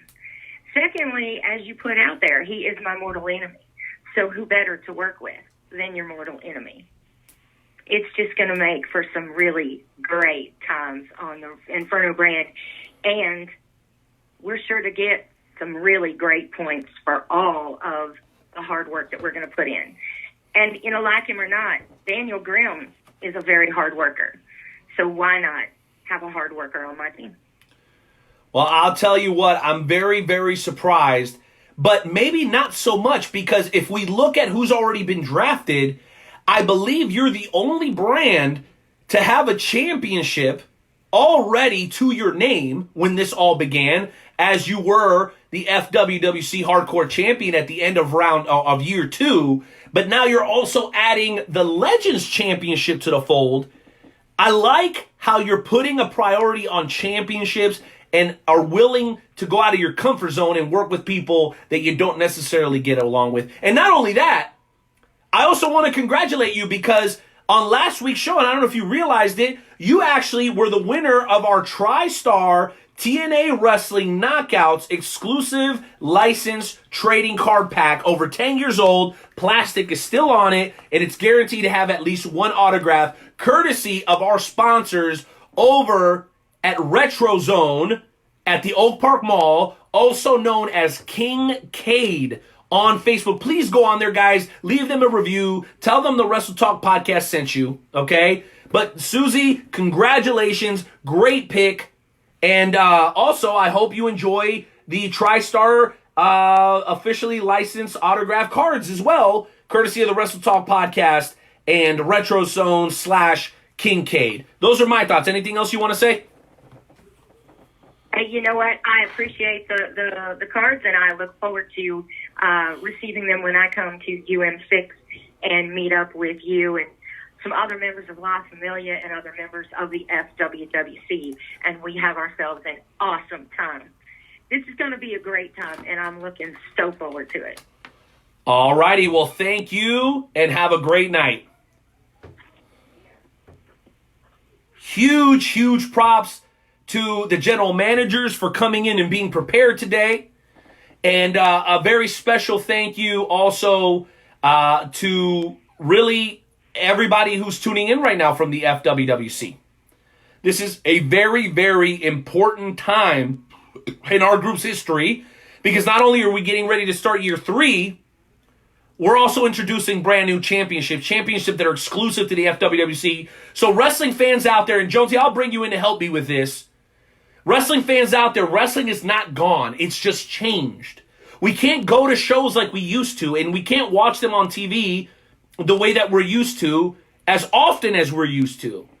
But if you miss wrestling and the adrenaline that you get from competition, the FWWC, the world's premier fantasy wrestling promotion, okay, gives you an opportunity to do that.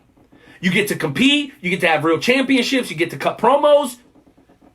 It's really a special thing, and for those people who don't have the monetary means, maybe don't have the resources, don't have the availability or whatever to be real wrestlers, which is what we try to promote here, the guys that are really in the squared circle, there is a place for you. It's called the Fantasy Wrestling Worldwide Chapter.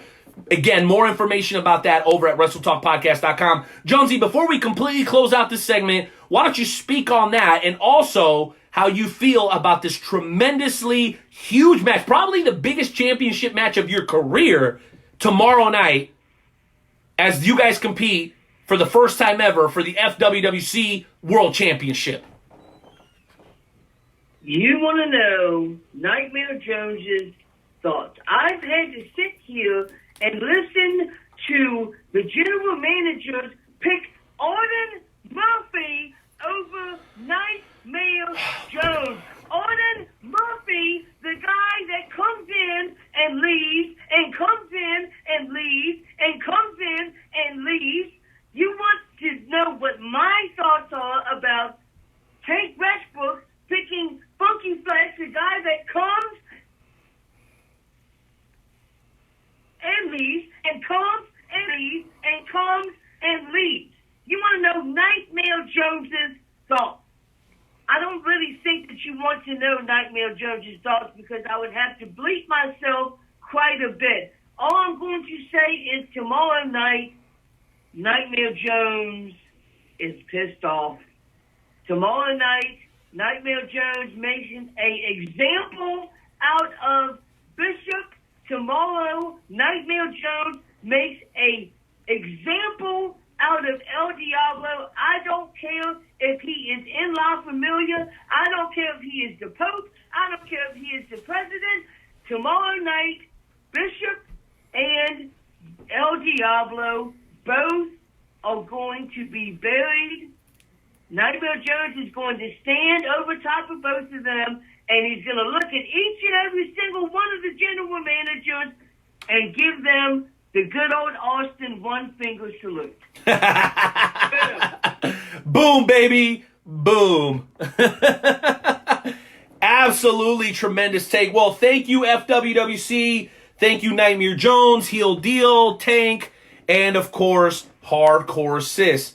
That brings us to the conclusion, ladies and gentlemen, of the FWWC segment. Again, more information available to you at WrestleTalkPodcast.com. All that said, ladies and gentlemen, the moment that all of you have been waiting for is right around the corner.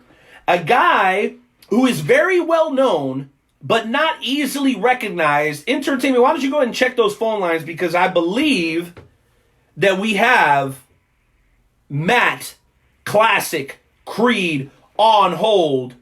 Phone number? I guess that I was going to give you the phone number. Yeah, right. I'm not giving you Matt's phone number. You must be crazy. But guess what? We're going to have him in just a matter of moments. And while we do that, allow me to say this. In these difficult times, if you can, if you have the means to do so, please support your local independent wrestlers and promotions, okay? These guys, these girls, yours truly included. Nightmare Jones is a referee. I'm a commentator for the Kansas Wrestling Alliance over at XWE. As you guys know, I also work for KCXW. Shows are getting canceled, okay? So if you want to do your part to support professional wrestling in your area, buy merch, whether it be from the promotions or the wrestlers. And if you want to do something more directly, then what I need you to do is go over to WrestleTalkPodcast.com, grab yourself a mug, and half of the profits, which is $5, will go to the Salvation Army or the wrestler or promotion of your choice. That means that if you buy a mug, you tell us where you want the money to go, we will send it there, and we will send you proof. If you've been sitting on the fence about grabbing a Wrestle Talk Podcast mug and you needed an incentive, that is the incentive. The mugs are bar quality. They last a lot longer than a t-shirt, okay? And they are hand-stitched by our friends over at Wrath Bums Engraving. Shout out to my man Scott for putting these together. They're absolutely beautiful. But again, support professional wrestling if you have the means to do so. Guys are struggling. Guys are hurting. There's guys that aren't running to Twitter to bitch and complain. They're actually just doing what they can to try to stay afloat in a respectful, adult-type manner. And for that reason, I believe that they deserve our support. All that said, Nightmare Jones, do we have confirmation that the one and only Matt Classic Creed is on hold and ready to come on the show? He's ready, sir. He is ready. All righty, man. Well, I'm excited to be able to do this introduction, ladies and gentlemen. Like I said, a man that is well known but not easily recognized. This gentleman represents the AIWF. He is the executive director.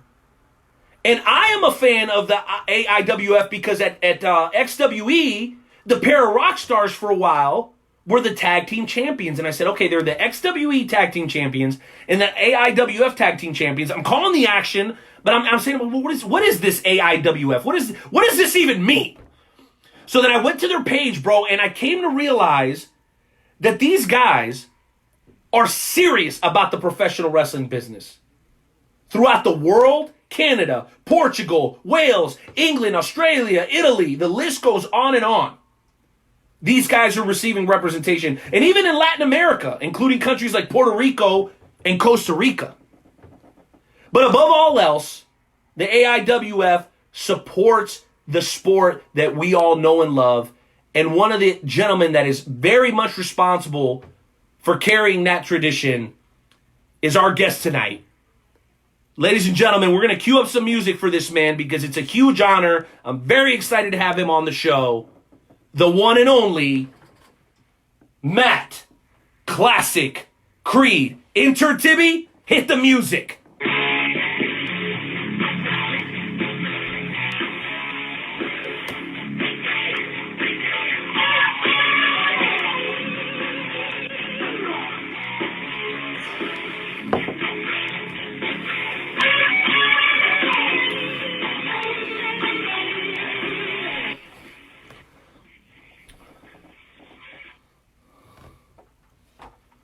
What's going on, man? How you doing? Great. How are y'all guys?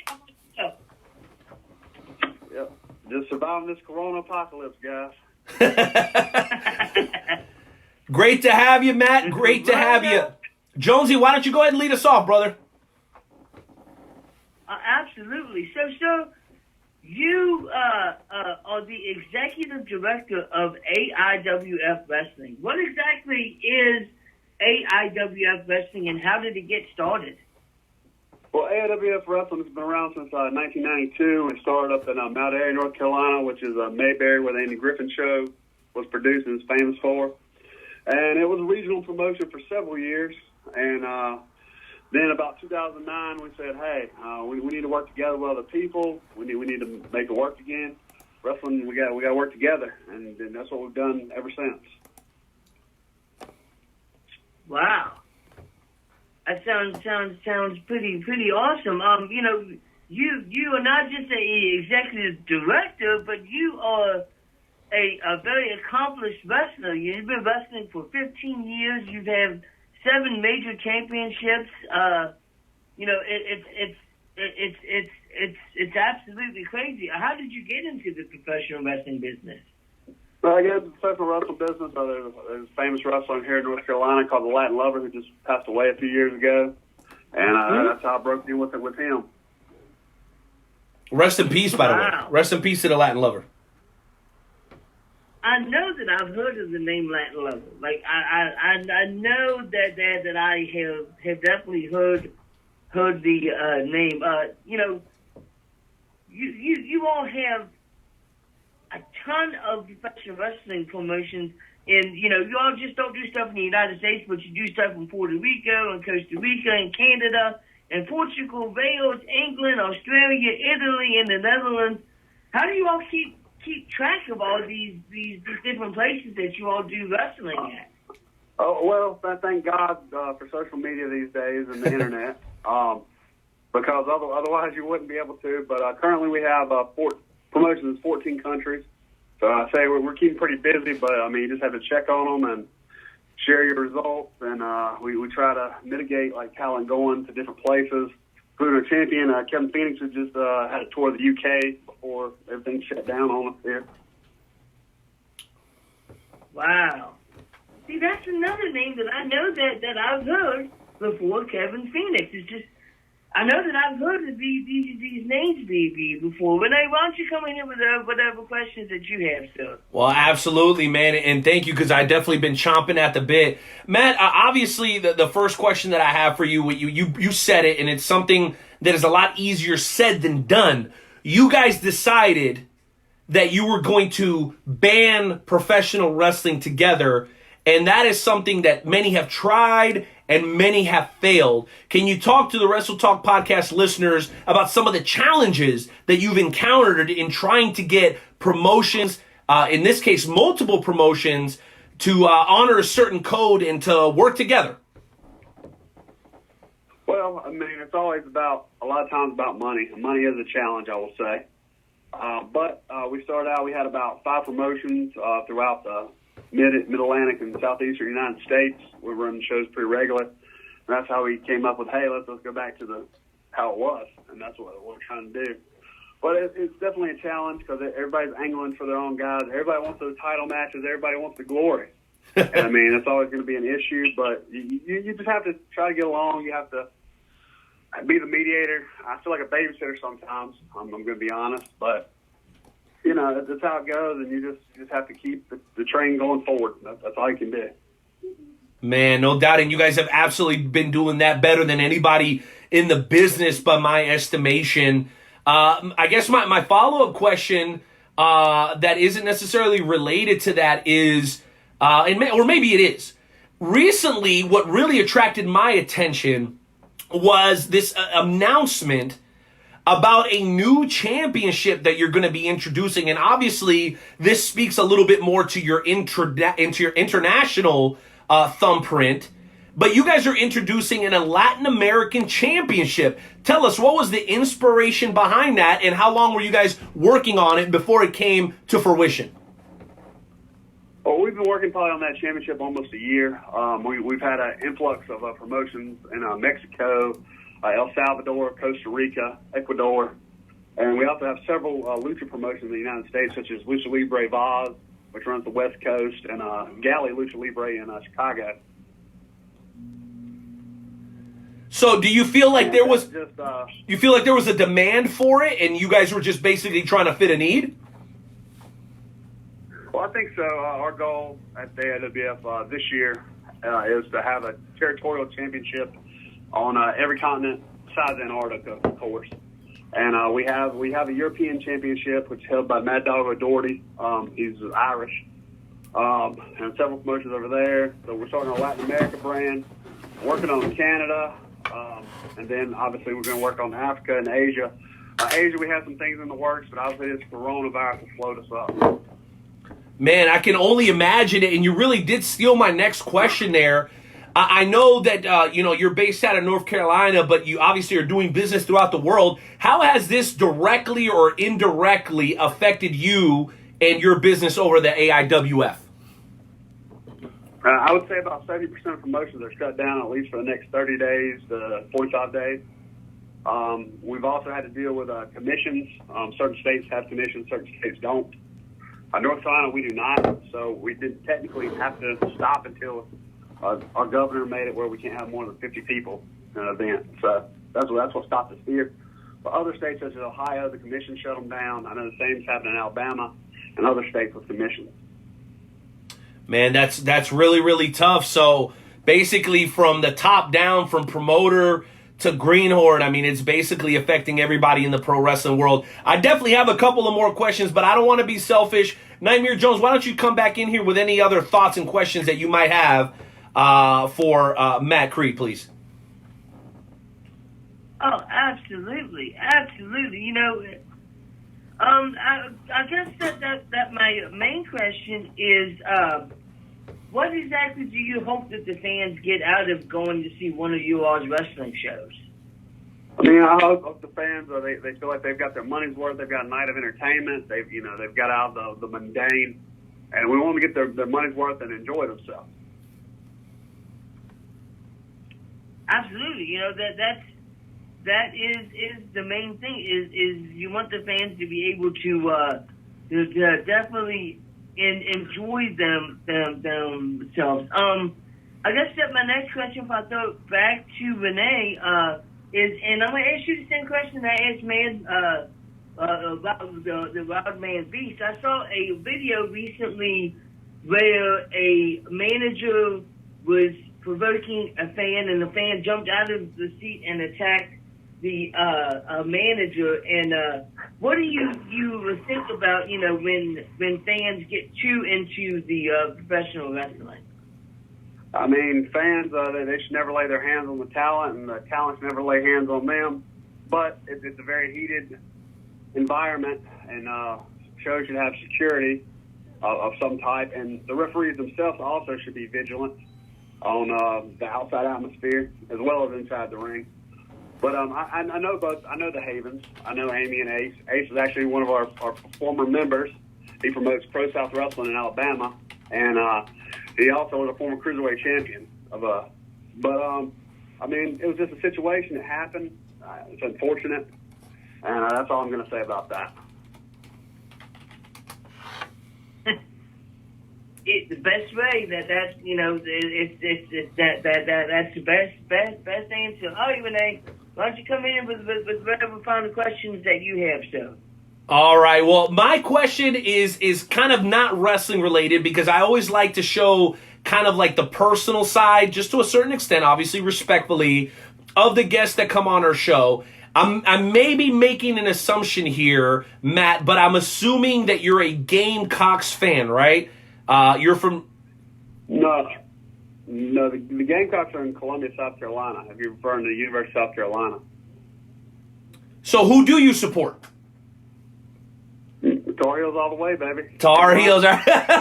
Somebody's like, hey, man, why you got to mess with that, man? Like, of course, right? You guys have that rivalry built in between North and South Carolina. What hurts you more as a fan? The fact that college basketball has come to a complete standstill, or the fact that professional wrestling has come to a complete standstill? What pill is harder for Matt Creed to swallow? Because it's got to be a tough one. I think it's professional wrestling because, I mean, I do make money at this, and I have investments in this. I mean, that kind of sucks. But, I mean, it's how life is. I mean, my shoot job also shut down, but, hey, they're paying me, so I can't complain too bad. That's awesome. That's awesome. Well, and that's totally understandable. It's obviously hitting closer to home. And I wonder... you know, what you would say, right? Because a lot of people, I don't know if anybody's turning to you for advice, but obviously you're a man that carries some weight within the professional wrestling world. What have you been telling those that have contacted you and that are seeking advice on how to handle this unfortunate downtime that we're having right now in the sport that we all know and love?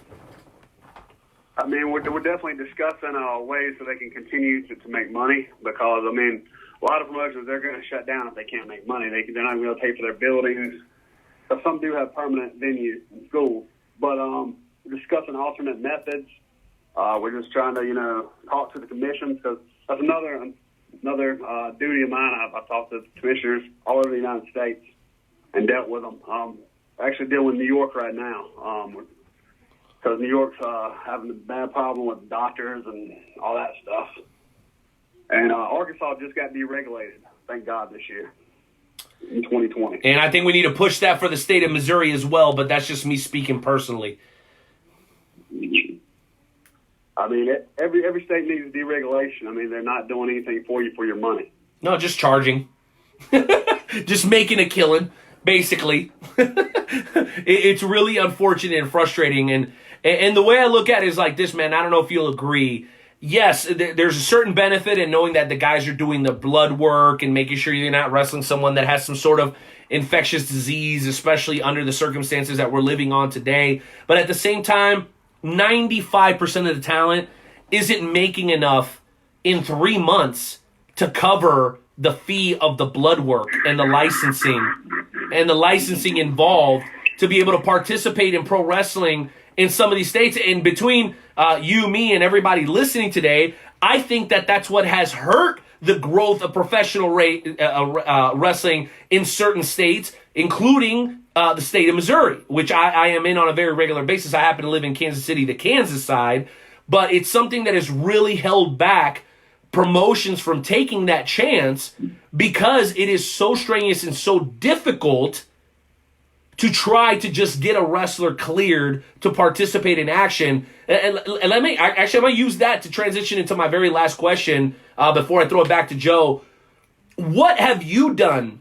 Because I know you probably have more insight than most people. Whenever you are looking to get a state deregulated, what advice would you give to the people, the promoters, the workers that are hoping for that to happen in their home state? Is there a certain way of going about it, in your opinion? Entirely. You're gonna have to pursue litigation. That's the only way you're gonna get it done. And it's gonna have to be multiple promotions, multiple talents, and that's what it's gonna take. It's gonna just be sue, and then the commission will be like, we can't make any money off this, so they'll stop. So litigation is the only way. That's what happened in Arkansas. Yeah. So the promoters and the workers, is it like a petition? What do you suggest? Just a little bit more specifically. You're going to have to sue. You're going to have to get like reasons why. You're going to have multiple people sign. It's class action lawsuits, pretty much. Class action. Okay. Well, promoters out there, you're hearing it from one of the very best in the business today. Go ahead and unify. Instead of fighting against each other for the same 150 fans, why doesn't everybody come together? Because you know what? Some of the best promotions in the country are forced to move outside of their home state. I'm thinking just in the St. Louis area, which is pretty close to me here, nobody's really doing business on the Missouri side. Everybody's crossing over to the Illinois side. Our partner, our partner WPW, they run 17 miles from downtown St. Louis in Columbia, Illinois. And we love WPW. Shout out to those guys, to Hollis, to Rocco, to everybody working over there. We had a bunch of those guys on the show here recently, man. We love WPW. Great guys. Great guys. We just had our cruiserweight title change hands there. The Kit Reaver, one of your Kansas boys. Yeah, that's right. Hey, the king of WrestleCore. Well, hey, listen, and you know what? I'm going to be a little selfish here and ask one last question. Talk to us about your experience dealing with those Kansas boys. Flex Reed, Billy Simmons, WWX, XWE. Can you tell us at all how that experience has been? Have you enjoyed it? Has it been difficult? I have the pleasure of working for Billy Simmons over at XWE, but we like to keep it 100 here on the Wrestle Talk podcast. Kansas hasn't been that bad. Shout out to Billy. Billy and Flex, they do a good job at what they do. And they've handled stuff, and we've had success in Kansas for many years. Absolutely. And, been witness. They have ambitious goals as well, that align with ours, and they haven't always, had the right partners either.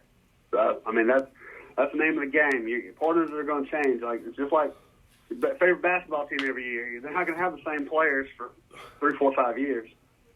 And you just have to think of it that way and keep moving. Yeah, you know what? We just need a couple of we just need a couple of all pros like Billy Simmons and Flex Reed, and that will absolutely definitely steady the ship. And I guess the only other thing that I'm curious about is with all those titles, Matt, that you guys are purchasing, spending money on, making investments, have you ever run into any challenges? You don't have to name any names, but have you ever run into any challenges just simply trying to get your championships back? Is there any stories, anything funny or serious that you might be able to share with the listeners of the Wrestle Talk podcast tonight? I'll share a good story real quick. T.C. Washington, who he promotes still in Milwaukee, he's a former AWF North American champion. He actually had the North American title stolen out of his car in Milwaukee. So it's not just Jericho, huh? No. He doesn't live in the best area of Milwaukee. If you've ever been to Milwaukee. But yeah, so we had to replace that, unfortunately. And we've had guys give us problems. And hey, a championship belt, it's worth usually at least several hundred to $1,000. So it's a felony. It's property. It's property theft. And you just have to, litigate. I'm a big fan of litigation. Jeez Louise. I feel like we're like in a warped episode of Judge Judy. It's really weird, but yeah. And the weird part about that, you have to file in your own state as well as the state of the person who took the property. So that's a little difficult at times, but we only had to do that maybe twice in 12 years that I can say. So that's not too bad. I think you need to add another title to your name, Matt. I think it needs to be Matt Classic Creed Esquire. I think you need to add that already to your to your tag, dude. I think it fits perfectly. What do you think? I'm not trying to be Bruce Stark, I hate to say. That's good stuff. Jonesy, any final questions before we close out the show with tonight's edition of the Wrestle Talk Podcast Game Show Challenge? What do you got, Nightmare? I do. I have one final question. AIWF is notorious for bringing in big names for those shows. And at your Capital Punishment show, you were going to have Boogie Woogie Man Jimmy Valiant. Can you tell us about Boogie Woogie Man Jimmy Valiant? Oh, entirely. Jimmy Valiant, he says he's going to retire at the end of this year. Jimmy, he's a pro. He's a legend. He's got a great school in Charlottesville, Virginia. Wonderful house. I've been up to his house and school. But Boogie, he's a vegan now. That's why he's got so small compared to his heyday. But he's a great guy, and he's actually in our Hall of Fame. So we love Boogie. There you go. Boogie Woogie Man Jimmy Valiant. That is somebody that we should definitely try to get on. See if he can come onto the podcast. Because Boogie Woogie Man Jimmy Valiant has tons of stories, Renee. Tons of stories. Well, you know what? I think I know a guy named Matt that might be able to hook us up. I'm just saying. I'm shooting my shot here. I can send you his number. I have his number. Yes! Take that, Twitter haters. All right. Well, you know what? Yeah, that's right. Yeah, let's go ahead and get that set up. Well, listen, Matt, we want to close the game out. We want to make it memorable for you. We want you to come back before the end of 2020, no matter what's going on in the World Pro Wrestling. And the way we like to do that is to kind of play into your competitive nature, because in doing our research, we found that one of the reasons that you're so successful is because you're highly competitive. Whether you're in the ring, you're managing AIWF, or you're dealing with wrestlers from across the globe, you're a guy that likes to win. And I don't blame you for that, because you know what? That's huge. That's huge, huge. And you're going to get so tired of winning. It's huge. So tonight, I want to go ahead and issue a challenge. Matt Classic Creed versus yours truly, the Night Owl. That's Night with a K, ladies and gentlemen. Night with a K. In tonight's edition of the Wrestle Talk Podcast Game Show Challenge, the only question I have for the North Carolina Tar Heel is, sir, are you game? I'm game. Let's do it. Enter Timmy, you know what to do, baby. Go ahead and cue up that music as we get into tonight's edition of the Wrestle Talk Podcast Game Show Challenge.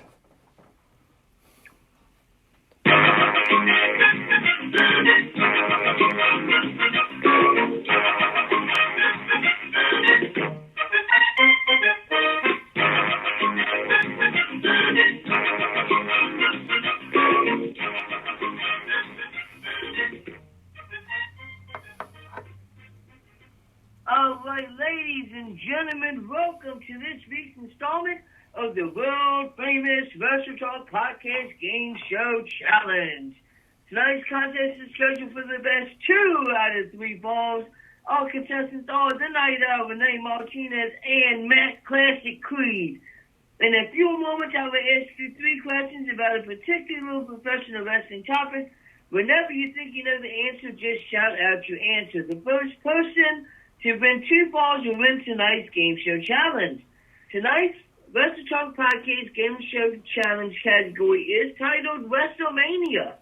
I will give you matches that occurred on a particular WrestleMania event. When you think you know what I'm talking about, just shout out your answer. The first person to win 2 falls will win tonight's contest. So, for example, if I were to say, which WrestleMania hosted matches as Daniel Bryan versus Triple H? WrestleMania 30. WrestleMania 30. WrestleMania 30 is correct. The Night Owl would have gotten the first point. So both gentlemen, you understand what the a game show is. So are you gentlemen ready? Yes, sir. Okay, so you're going to give clues. Wait a minute. So you're going to give clues, and as soon as we know, we shout it out. We don't have to wait for you to finish or anything, right? Yes. Okay, I'm ready. Let's go. All right. So, question number 1. Which WrestleMania hosted such matches as King Harley Race versus the Junkyard Dog, Roddy Piper versus Adrian Adonis in a Hell versus Hell match, and WWF WrestleMania 3 is correct. Damn it! To be my favorite WrestleMania. It was on the tip of my. It was on the tip of my tongue. You lucky duck. All right. So Matt Patrick Creed has got 1 point. The Night Owl still has 0. Question number 2. Which WrestleMania hosted such matches as Mr. Perfect versus the Blue Blazer? WrestleMania 10. Versus... Nope. No, it's WrestleMania 5. No. WrestleMania is 5 is correct. Dang it! Matt Patrick has gotten 2 points. The Night Owl has none. So we already know that Matt Classic Creed is 1, but we got one more question to see if Renee can finally get a question right and not get skunked by Matt Classic Creed. Question number 3. Which WrestleMania hosted such matches as the United States Champion, The Big Show versus John Cena? 25. 25. Nope, it's not 25. Okay. WrestleMania 24. Evolution. Nope, it's not 24. Damn it. Evolution 27. Nick Foley. It's not 27. And WWF Champion Triple H versus the Heartbreak 23. 23. It's not 23. You all getting close. You guys are getting 21. close. You're smoking hot. Ready? WrestleMania 22. 20. Number 20. WrestleMania 20. Matt Classic Creed said it first. Matt Classic Creed has won the Wrestle Talk Podcast Game Show Challenge. Not only have you won, sir, but you skunked the Night Owl. Here is your song, sir. This is bullshit. Bullshit. Damn it. And every time I step up in the building, everybody hands go up. And they stay there, and they stay there, and they stay there. That's all I do is scream. Oh my gosh. Well, I only have one thing to say, and really, I'm not even the best person to say it. I feel a certain way, and I think there's only one person that can say it properly. Let's go ahead and bring in the legendary heel, the one and only Iron Sheik. Iron Sheik, can you tell the people how I feel about getting swept by Matt Classic Creed? Fucking bullshit! Ladies and gentlemen, that brings us to the conclusion of episode 289 of the Wrestle Talk podcast. Matt, thank you for being such a great sport. I know being out in front and doing media isn't really your very favorite thing to do. I think what your favorite thing to do is to create a platform so that the guys and the gals can do what they love, and that is perform in front of an audience doing what else? Professional wrestling. We thank you for that, for your contributions, the long nights, early mornings, the long car rides, the money you've probably lost while doing this way back since the 90s. We just genuinely want to take a moment to give you the credit that you so rightfully deserve, because so many times in this business, Matt, guys don't get flowers thrown at their feet until they're already gone. And so here on the Wrestle Talk podcast, we want to make sure to give props, credit, and respect to those individuals that are keeping this sport alive on the ground level, and you, without a shadow of a doubt, are one of those people. Thank you for gracing us with your presence. Promise us that you will be back on the show before the end of the year, and allow us to be the very first to welcome you in as the newest member of the Wrestle Talk family. All right, thanks so much, guys. I appreciate it. I'll definitely be back. Had a wonderful time with you gentlemen, and y'all produce a great show. You got in. I want a rematch, by the way. That was bad. I got swept. That was terrible. I want a rematch, dang it. I'm feeling like Duke right now. I'm getting murdered. But we can have our rematch next time. We'll set up a date. I'll return. You got it. Jonesy, any final thoughts? Oh, man, just thanks for coming on. thanks for taking a time out of your busy schedule. You've been absolutely awesome, and can't wait to hear from you again, sir. All right, guys. Y'all have a wonderful night, gentlemen. You got it. And guys, one more. That's AIWF Wrestling. AIWF Wrestling. Tell them the Night Owl, that's Night with a K, and Nightmare Jones of the Wrestle Talk Podcast sent you. This is the conclusion of episode 289 of the Wrestle Talk Podcast. Jonesy, give me something I can dance to, man. Things are crazy out here. I've been stuck in my house for the last 3 days. I want to get funky, baby. Hit me with something that makes my body move, baby. You know what to do. WrestleTalkPodcast.com. Support our sponsors, Raft Bums Engraving, Kincaid, Retro Zone, The Conspiracy Farm. It's me speaking to you, Jay Hollywood in general. We love everybody. We'll be back next week right here for episode 290 of the Wrestle Talk Podcast with Joe and Renee. We'll catch y'all next week. Grace and peace.